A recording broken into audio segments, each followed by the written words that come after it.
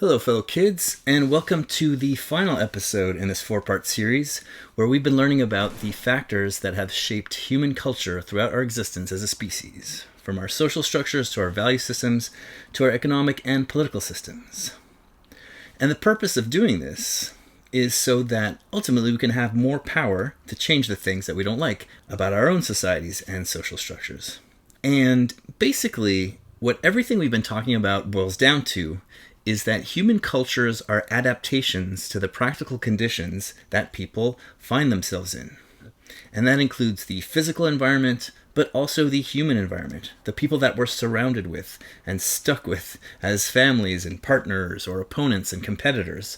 And also, the environment includes our human nature, what we're made of, our needs and proclivities and potentials and limitations as creatures.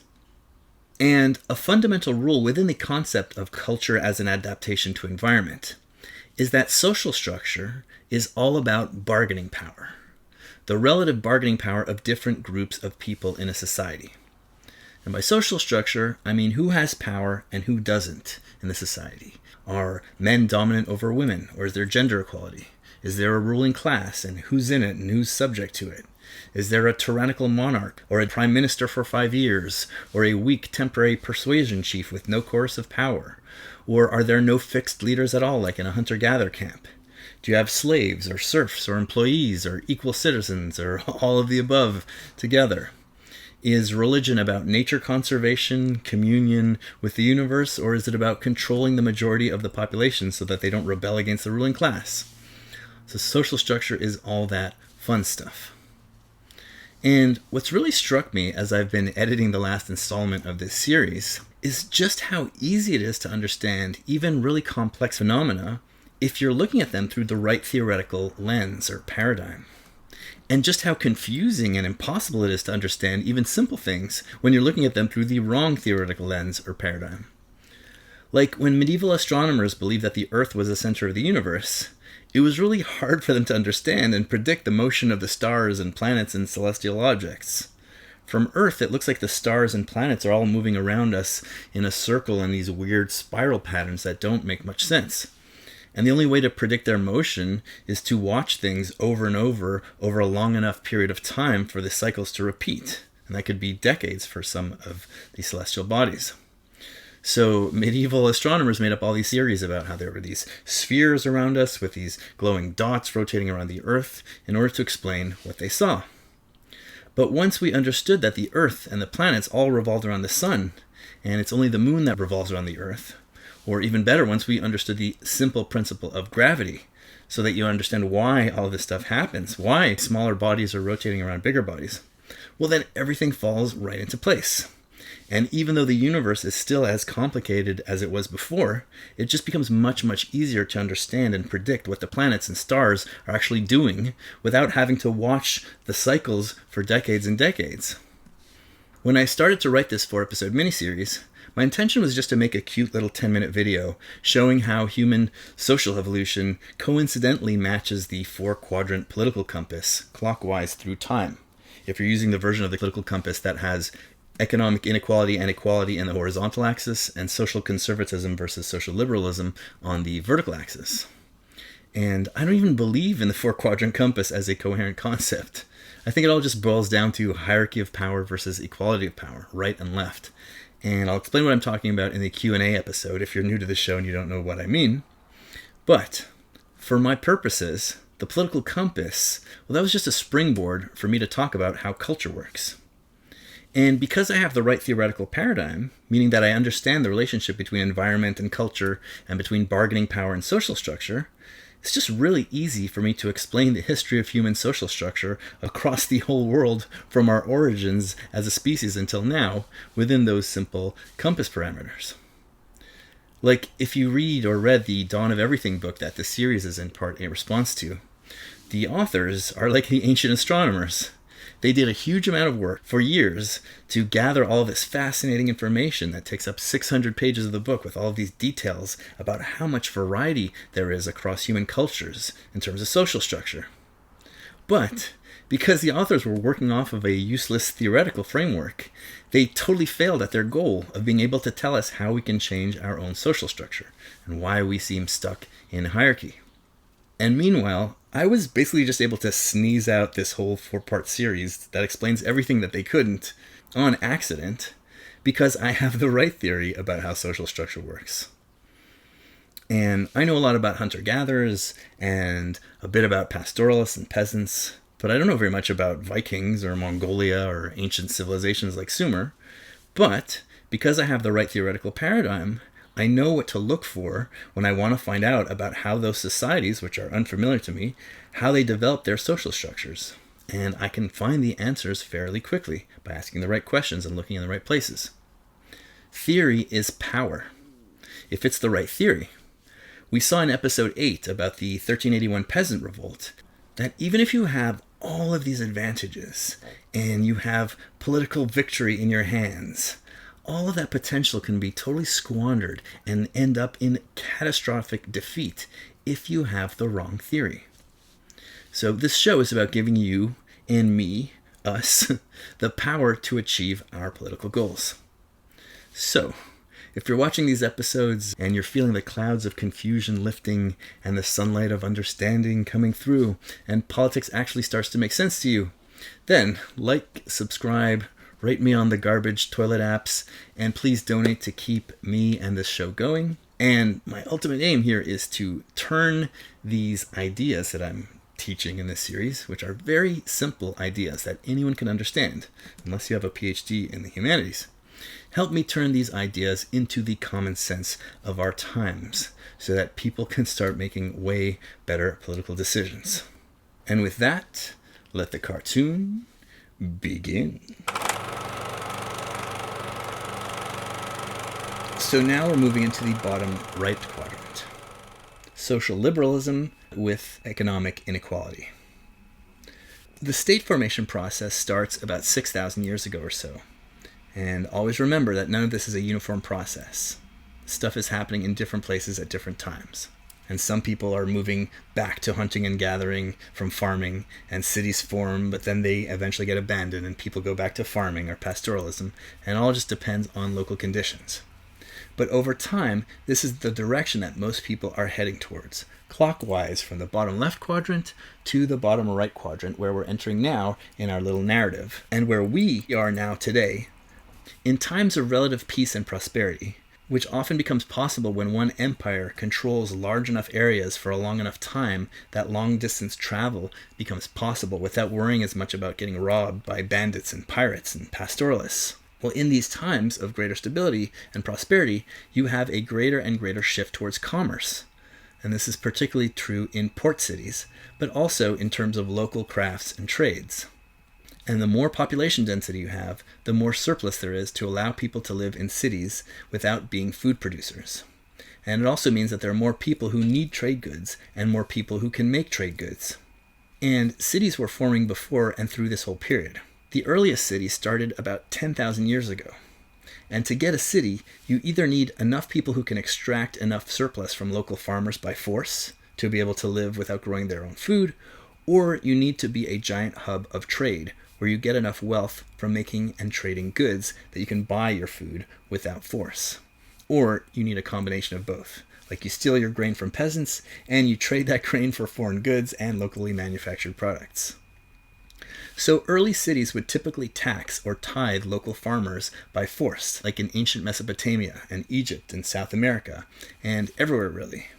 But you had some cities and civilizations that relied more on trade, like the Indus Valley civilization, for example.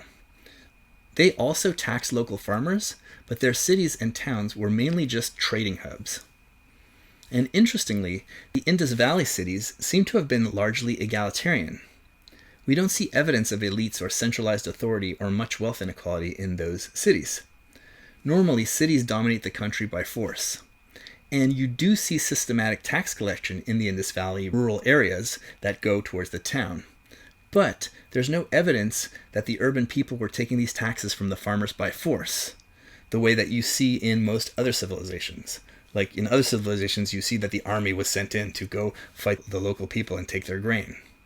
Maybe it was done by force, but we just have no records of that or any record of any refusal or rebellion.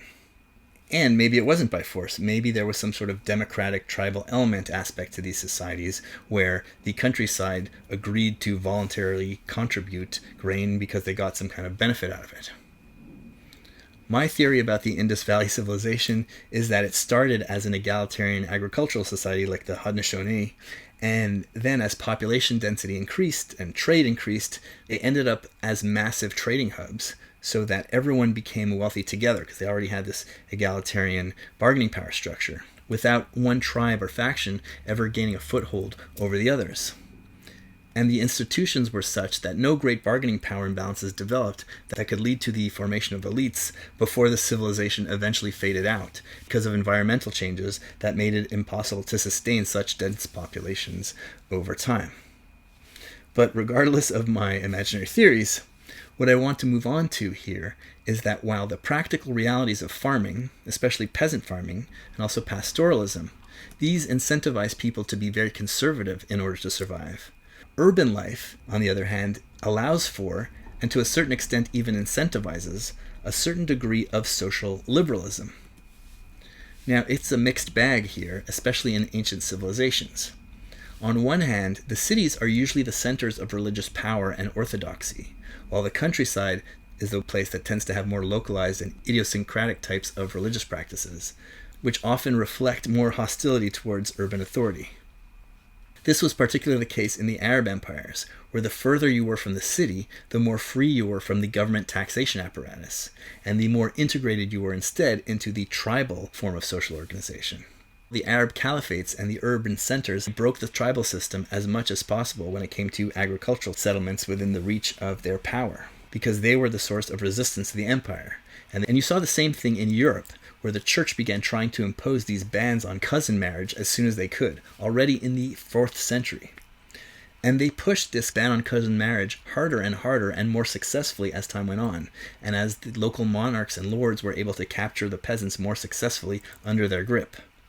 And the point of breaking up cousin marriage is to break up the tribes and atomize people as much as possible. Marrying your cousins on your father's side, first, second, or third cousins, or even more, is a way of keeping them inside the same clan and tribe. That's why it's a normal practice to marry your cousin on your father's side in a lot of the Middle East and in other places. And the more tribal that you are, the more you can call on your tribesmen to join you to resist and fight the church, the lord, and the monarch, especially at tax collection time. So the more power that the European monarchs had and that the clergy had, the more they cranked up the restrictions on cousin marriage, and at the peak of this, they did it up to the 7th degree in order to completely destroy the clans and tribes.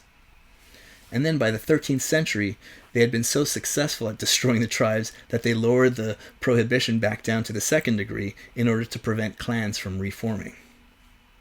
So back to the Arab world, anthropologists and travelers noticed that whereas urban women, especially the wealthiest, were almost prisoners of their husbands, Arab peasant women wouldn't have to wear veils, and they had much more freedom to move around in public.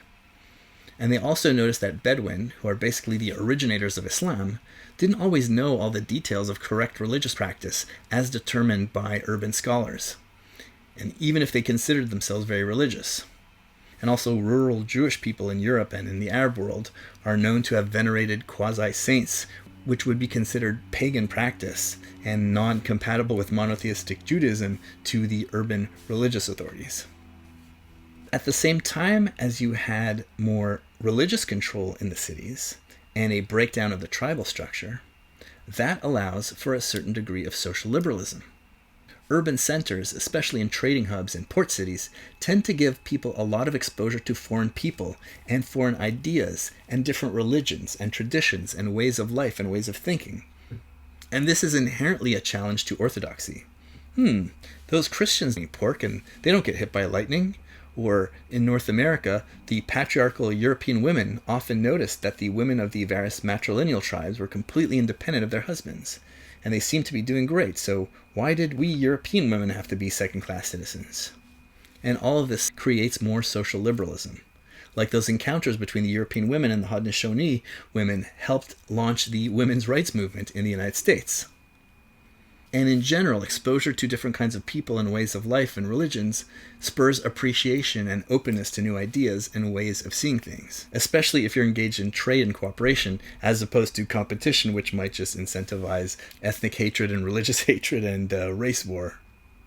And, just as importantly, if you're involved in trade and craft production, you're actually incentivized to experiment with new techniques and new styles and to invent new products to solve problems or to meet needs. How can I improve this tool to make it better than my competitors? How can I make it cheaper to produce it more profitably? Or simply, how can I just make this tool better for me to use? And you also have this incentive to go seek out new products that other people don't have access to.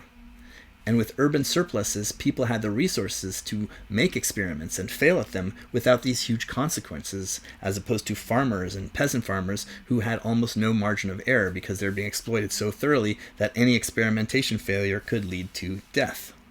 Also, depending on circumstances, urban life can give you a degree of independence from surveillance by extended family and community, and it gives you a degree of privacy, so there's more freedom to deviate from traditional norms. Now, in the ancient world, most urban people are still very much wedded to extended social networks and rural communities, but things change radically in the direction of social liberalism and individual autonomy, or at least atomization and isolation, as we move towards the Industrial Revolution. So, over the years, as you get more and more population density around the world, and you can create more and more surplus to be extracted, and you have more political stability, as larger polities are created by conquest, which means travel over long distances becomes safer and more profitable.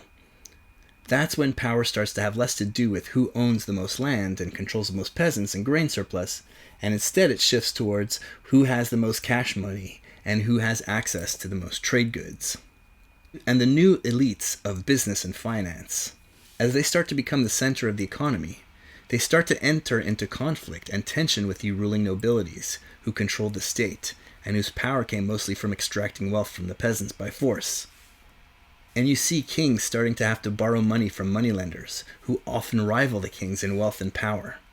And a lot of the restrictions and expulsions of Jews in medieval Europe were because Jews were allowed to lend money and Christians weren't. So the restrictions became a way of keeping finance under the control of monarchs. And when monarchs couldn't pay or when they didn't want to pay, they would chase out all the Jews. And the monarchs would then steal all of their money. And then a few years later, when they needed to borrow money again, they'd let the Jews back in again. But while some of the interests of the business and nobility classes were aligned, naturally the rich business classes felt like they should be the ones making decisions in their own interests and not be subject to the dictates of descendants of feudal warlords and clergy members. So in different parts of the world, you have a shift away from the grain-extracting elites and towards business elites. In some parts, it was the same elites who switched to commerce, or who added commerce to their power of controlling the state and of extracting grain from the peasants. But in Europe, there was more of a class division between the nobility and the business class, what Marx calls the bourgeoisie class. And they were in the same social caste as the peasants and poor urban people. And they had to pay the same onerous taxes and tithes that the nobility and the clergy were exempt from and benefited from. As early as the 12th century, some European cities were already run by a business oligarchy instead of by peasant exploiting nobility, most famously in Venice and in other Italian city-states. And in the 16th century in the Netherlands, which was another hub of European commerce, you had a similar situation, where you had a very decentralized Dutch state which basically bolstered the rule of the local urban commercial oligarchs who ultimately ran the show in their respective cities. In England in the 17th century, you had a clear shift from nobility to commerce with the English Civil War and what's called the Glorious Revolution, which shifted power from the monarch to the parliament. And people often think that this is a shift towards democracy, but at this point, it was just a shift towards democracy for rich people only, because you needed to own a significant amount of property to even vote for parliament. And then in the late 18th century, the US breaks off from England, and they set up a new type of political system that was highly dominated by the business class, because there was no nobility there to begin with. And like in England, the states restricted voting to property owners at first. And then in France in 1791, you get the French Revolution, which for much of the population was an actual attempt at democratic revolution, where they deposed the king, got rid of the caste system, which gives nobility, clergy, and commoners different legal statuses and privileges and disadvantages, and then they tried to institute universal male voting. And some people even called for everyone to have equal parcels of land to farm. But the revolution ends up starting off as kind of a dictatorship of the intellectual lawyer class, and it goes off the rails pretty fast, and then it gets overthrown by the business class, who take over under Napoleon's dictatorship, and then after him you get a business oligarchic system like in England, where you had a republic with an elected head of state, but where only rich people could vote. It's the shift from nobility, grain extracting elites, to business and finance and commerce elites.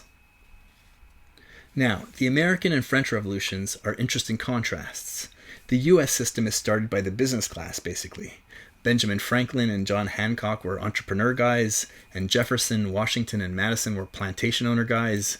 And the French Revolution is initially led by the intellectual lawyer type class, like Robespierre, before being taken over by the business class.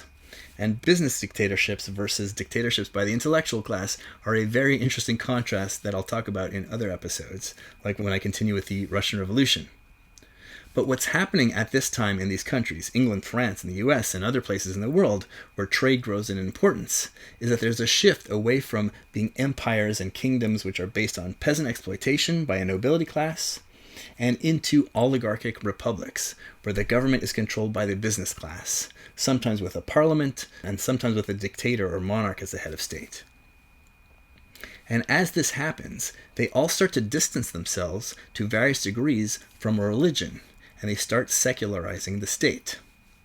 Napoleon and the founding fathers were deists who believed in God in a non-specific, non-doctrinaire sort of way, and they crafted their states based on this.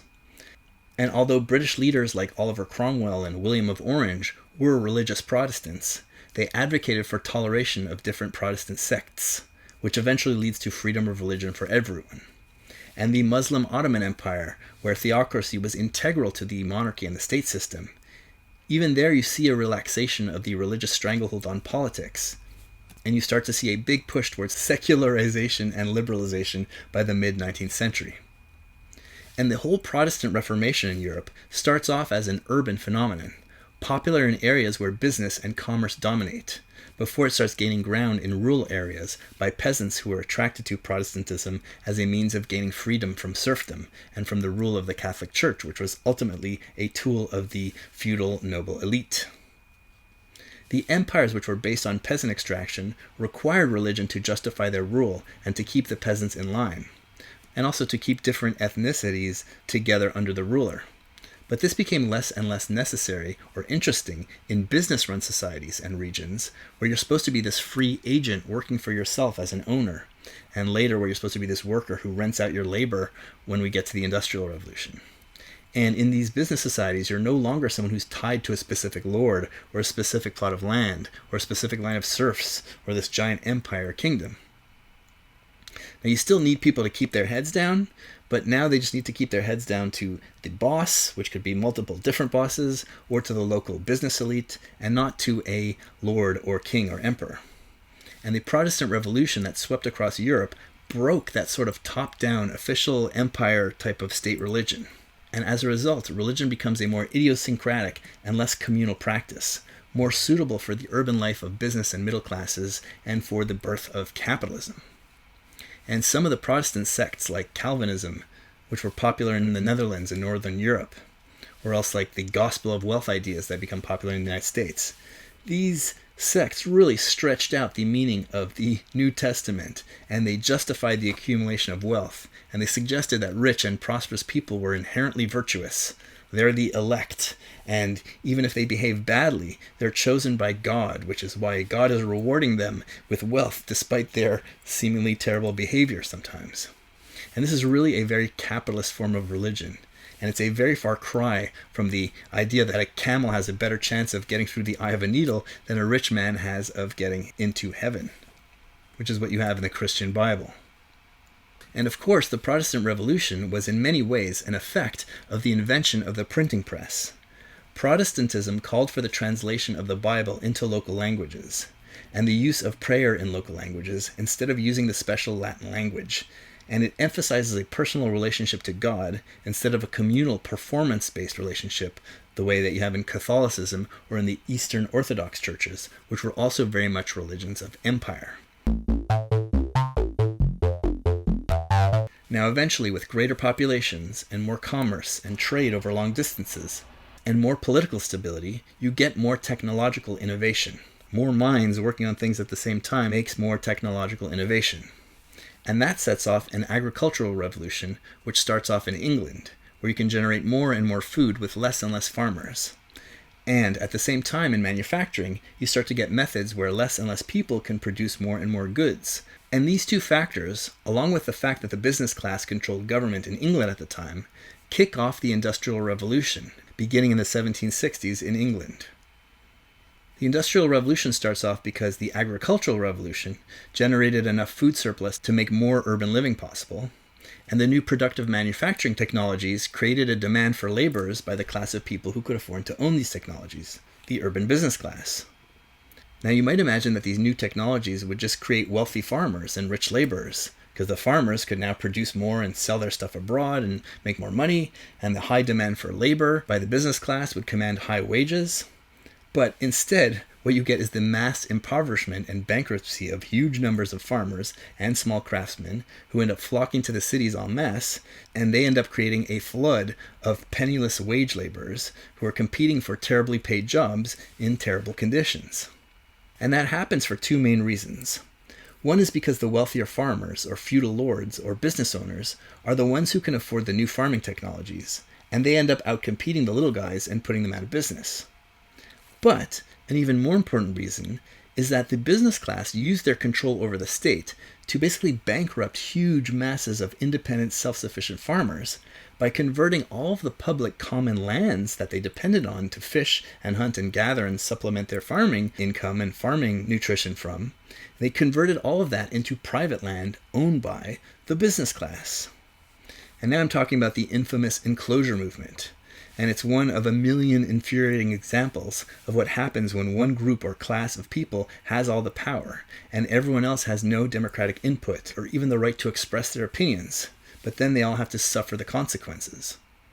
And it really makes you want to pull your hair out when you read the debates and discussions in Parliament and in the press between rich people about enclosure.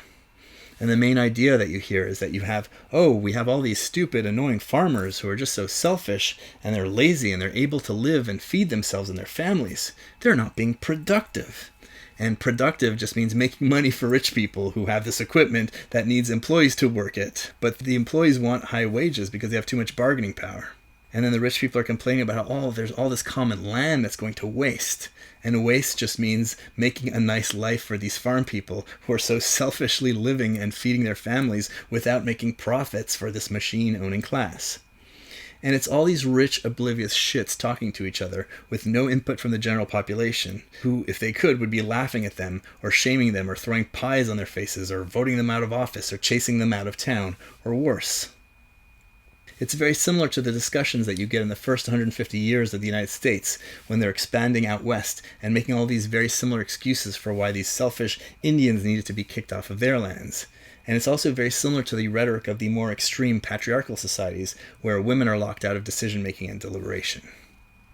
And it's also very similar to the discussions that I remember in the 1990s about how we needed NAFTA and global free trade agreements so we could all be more prosperous, and these lazy, selfish, union, hard hat workers are just trying to hold us back from utopia prosperity paradise. And then, eventually, everything that the union leaders were warning us about came true over the next 40 years, and huge chunks of the US now look like they survived a nuclear war. That's what happens when one group of people have all the power and another doesn't. So back to the Industrial Revolution and enclosure. So this class of business shits that run the government, they pull the rug out from under much of the general population by closing off the common land, and that forces them all into bankruptcy, and it creates a flood of poor people who come to the cities and who will work for very low wages with the new high production tools that the urban rich people own.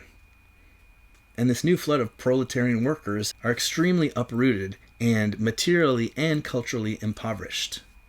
Culture is how humans, our jack-of-all-trades species physically, are able to adapt to all sorts of environments and practical conditions. And all the traditions and networks that kept people alive and made sense in the rural village suddenly didn't function anymore when they're all crammed into these cities in completely different conditions. If they were non-peasant farmers, their independence was gone, the communal bonds that everyone had and the religious ties were more difficult to maintain for a lot of people. And then urban life gives you this privacy and anonymity, and these things can be isolating but also liberating from tradition and communal supervision. So you get more and more secularism and atheism. And if you're an unusual type of person, like if you're an atheist or you're left-handed or you're gay, you can find more people like you more easily in an urban setting with lots and lots of people than you could in an isolated small village with a whole community watching over you. And cities also had things like pubs and dance clubs and gambling and brothels and all of these activities that go against traditional religious teaching and values because all these urban people need something to do, especially without all of their communal activities that they had before in the village. And eventually, urban people start figuring out how to rebuild communal life. And it's often built around social organizations, sometimes religious, but also men's clubs, women's clubs, charities, labor organizations, ethnic clubs, because you end up with more immigration and migration as displaced farmers are wandering around looking for opportunities. And particularly, they're immigrating to the United States. And the needs of capital increase, and they also want to lower wages and bring in more workers from abroad. And they love sowing ethnic divisions to make workers fight each other instead of fighting the boss. So now you're squarely in the era of capitalism. And you can define capitalism in a bunch of different ways. And I define it as the economic system based on the rules of property rights, as opposed to traditional rules of how property was used, like feudal fiefs or tribal lands or the British Commons. And capitalist property rights are just a set of rules which govern how property is acquired and transferred and rented, and which allows the owner to have what Sir William Blackstone, the famous 18th century British legal scholar, called that sole and despotic dominion which one man claims and exercises over the eternal things of the world in total exclusion of the right of any other individual in the universe. Unquote. And despotic dominion really is an apt way of thinking about it, when you realize that the owner of property has control over the people who depend on his property in proportion to how deep their dependence on that property is. Property is power. You depend on your boss's property for your salary, which is why he gets to tell you what to do all day. And you depend on your landlord's property for your lodging, which is why he tells you how you can decorate or not decorate your apartment. And you depend on the people who own the electricity or gas that you use, and the software that you rent, and who produce the food that you eat.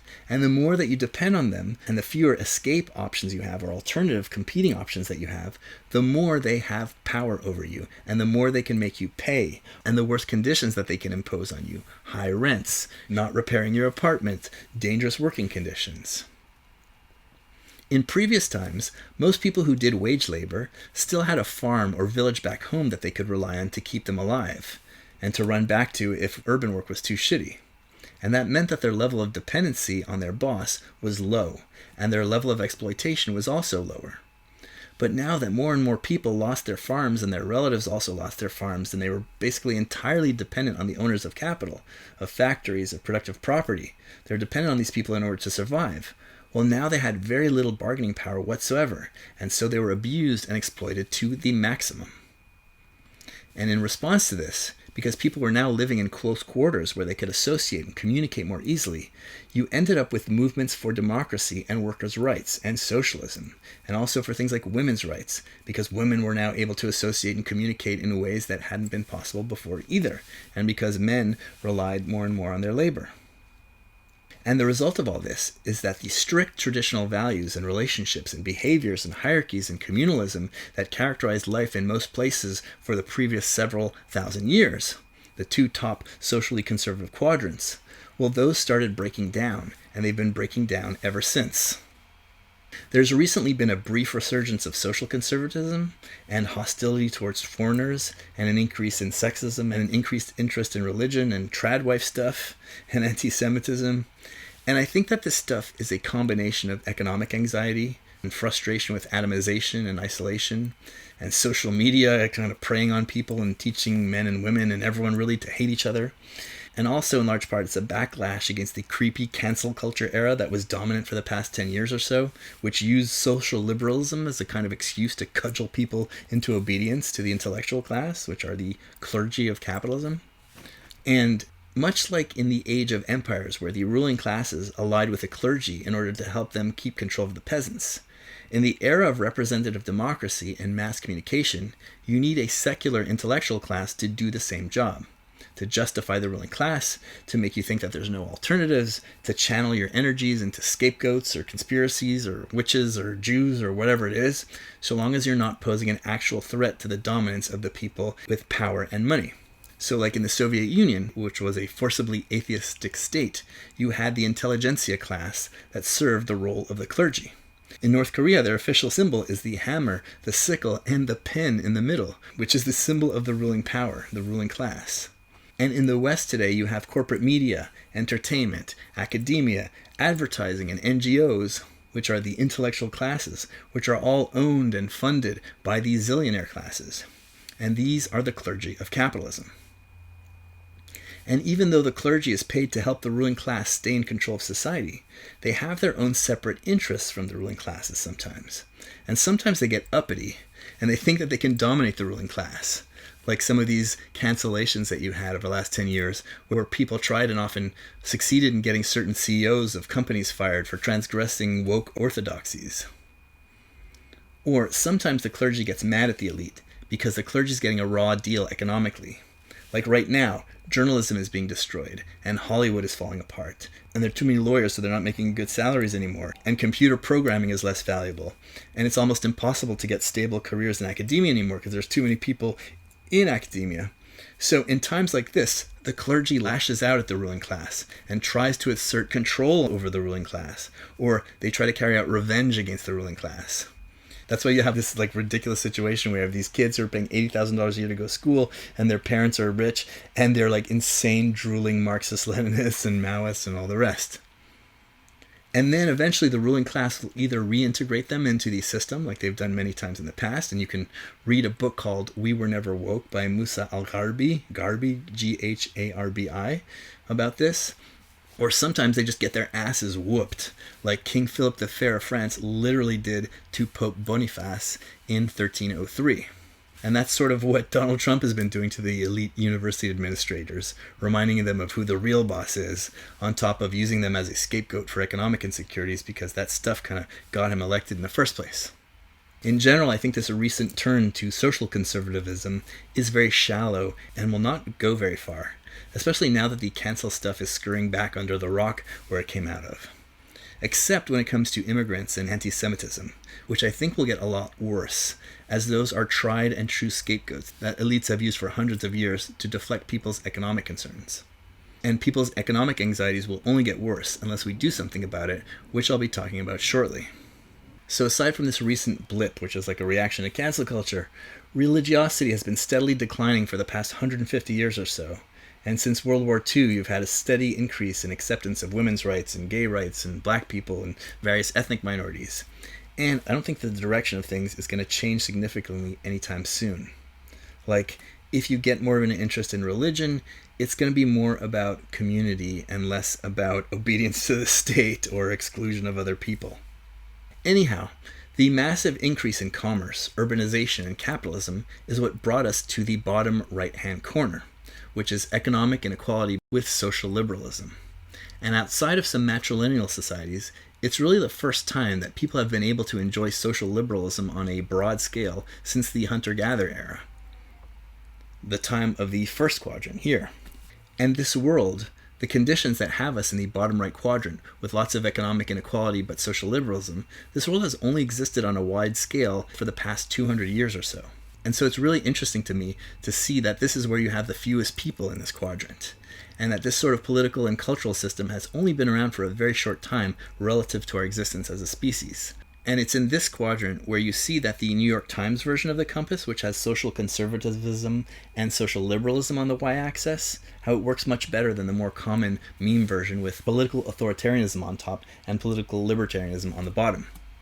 Because on the meme version, you have the third quadrant, the bottom right-hand quadrant, listed as economically right-wing, meaning unequal, and politically libertarian, meaning you have freedom, the opposite of authoritarian. And they usually place capitalism in there, and libertarian capitalism at the corner, the most freedom and the most economic inequality. But it's a complete mistake to call capitalism, and especially so-called libertarian capitalism, politically libertarian. Libertarian capitalism is actually very authoritarian, even though there's supposed to be no government. First of all, you just can't have capitalism without its rules being enforced by a state, but that's a separate episode that I'm going to do. But it's just not true that there's no government in capitalism. Even if there's no state, there's still government. And it's not limited government. Now, what's government? Government is a person or a group of people that governs other people, that has power over them and tells them what to do and makes rules and can enforce those rules.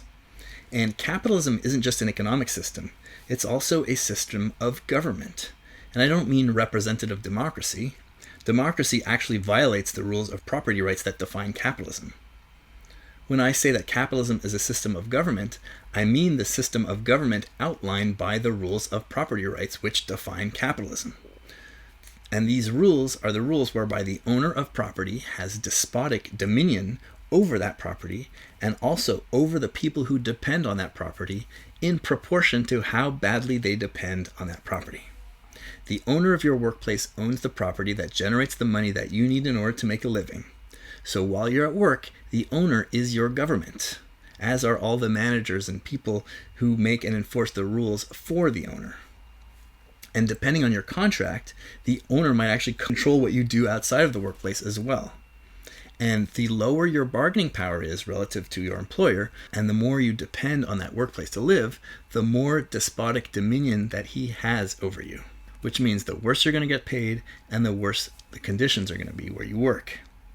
So pure capitalism, so-called libertarian capitalism, is only libertarian insofar as you are the owner of property, or else insofar as you have high bargaining power relative to the owners of property. Like when you're a worker, even if you're against Jeff Bezos, you might have relatively high bargaining power if there's 20 other employers that you can work for and there's a labor shortage and everyone is willing to treat you well and pay you well to keep you at their workplace. Or if you're a tenant, you have high bargaining power even though you don't own $1 million building when there's a tenant shortage and there's a housing surplus. So everyone is lowering their rents and increasing their conditions to have you live there. But that's not how things are most of the time. These are rare situations. Usually it's actually quite authoritarian.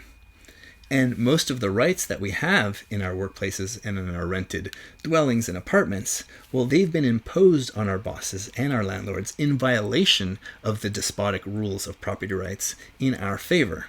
And they're imposed on our bosses and our landlords by democracy. Democracy is the only way for people with low bargaining power to escape the despotic dominion of property owners. Then this democracy arose because people fought for their rights under capitalism.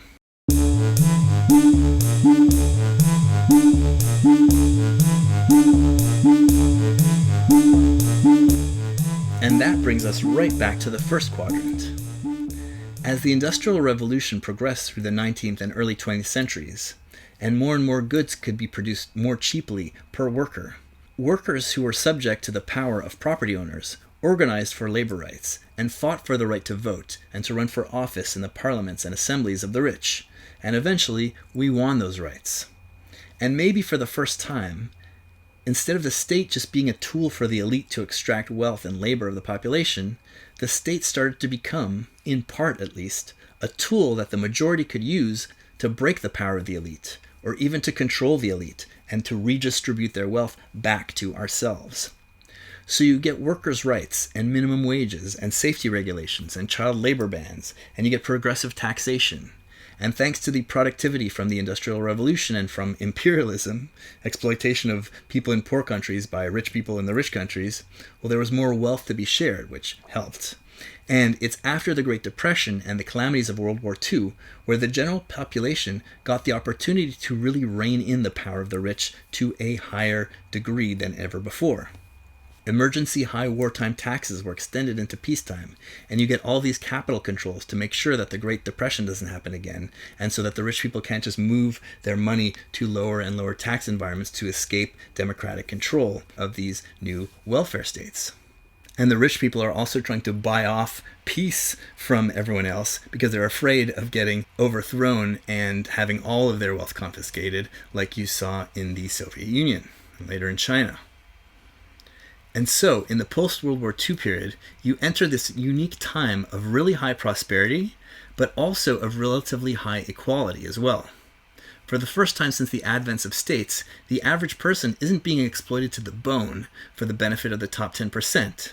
Now most of the population is enjoying increasing prosperity and an increasing share of that prosperity and more leisure time and increasing economic security. And this situation of increased power for ordinary people and the ability to organize via the combination of social networks and mass communication, this also triggered civil rights movements for black people and women and later gay people and other people. I mentioned before that the return to social liberalism was a return to our hunter-gatherer origins in various ways. But with the welfare state and increased rights for women and gay people and more sexual freedom, we started to resemble our hunter-gatherer selves more and more. We have more freedom of movement, more freedom to escape the boss. Women have more independence and less dependence on men. We no longer trace our descent patrilineally or matrilineally. We trace our descent according to both parents, like hunter-gatherers usually do. And we have low religiosity and more open forms of religion. And we have sexual freedom, low traditionalism, high individual autonomy. So for several decades, we were moving back towards the first quadrant. But then, the neoliberal era kicks in slowly at first, from the 1970s and the 1980s, when the wealthy business classes start taking their power back and reversing the power of democracy. And this process started advancing faster and faster as we got into the deindustrialization era of the 1990s and the structural adjustment programs in the Third World. And things have just been getting worse and worse, faster and faster, with COVID turbocharging the explosion of inequality and the corresponding erosion of democracy. So right now, instead of continuing to move clockwise back towards the first quadrant where we belong, which we're evolved to be in, we're starting to head deeper and deeper back into this ugly third quadrant, which is by far the least popular quadrant. Now, where urbanization and radio and telephones and printing presses made it easier for people to organize and capitalize on their real-life social networks, TV and internet and social media seem to have made people more socially isolated and more trapped in echo chambers, and the profit mode is kind of programming everyone to hate each other. And then because of the cancel culture decade, which associated left-wing parties which had the types of policies that might reverse inequality, well, they associated those parties with elitism and the social control impulses of the clergy class. People have been voting increasingly for the right-wing parties, which are completely tools of the elite classes, and which are accelerating our descent into further and further exploitation and inequality faster and faster. And then we have AI that looks like it's going to make everyone obsolete. And then we'll have zero bargaining power vis-a-vis the soon-to-be trillionaire owners of AI. So on the surface, things seem very, very grim. But at the same time, I think that this is a time of potentially great hope. People ask me how I think that there's room for social change if I make such strong arguments for material determinism, as opposed to the idealism of people like Graeber and Wengrow, who tell us that we can just choose our social structure, while spending 500 pages not teaching us anything about how social structure actually works. Like everything I've described in this episode seems to attribute almost all social change to changes in material conditions that people don't have very much power over. But the thing to understand is that when we understand material conditions, that helps us understand opportunities as much as it helps us understand limitations. Materialism is just about understanding the constraints on human action posed by the physical and social world around us. And it also helps us understand the incentives for human action built into the environment around us. But inside of those constraints and these incentives, we have the freedom to do whatever we want. By knowing what these limits are, we can also see what room we have to maneuver and what the different possibilities are. When we look at things like patriarchy and how it emerged because male bargaining power was higher than female bargaining power, patriarchy lasted for thousands of years because the conditions that gave men more bargaining power lasted for thousands of years, and the conditions that prevented women from communicating with each other and overthrowing patriarchy lasted for thousands of years. But then all of a sudden, the welfare state and urbanization and mass communications changed all of that. And when conditions change, people don't realize it at first. because our culture conditions us to be adapted to the previous conditions of our parents' generation, or the generations of our ancestors if you have a very stable physical and cultural environment. But eventually, despite culture and mechanisms of cultural control, people always test the limits of the existing social order. And when they do that, and if conditions have actually changed without us realizing them, people learn that the constraints of yesterday no longer apply today. The bargaining situation power has changed, and then they do something about it. That's how we got women's rights and equal rights for black people and Jews and everyone else. Women didn't realize how much their bargaining power situation had changed until World War I, when all the men went to war and they stayed home and they just did everything all by themselves. And they were also able to get together and talk about it and organize about it. That's why women get the right to vote in most European countries around World War I and World War II. Well, in our day, things are constantly changing at an extremely rapid pace. The world we live in now is already significantly different from the world that I grew up in. And it's even more different than the one that my parents grew up in. And it's very different from the world that my grandparents grew up in and their parents.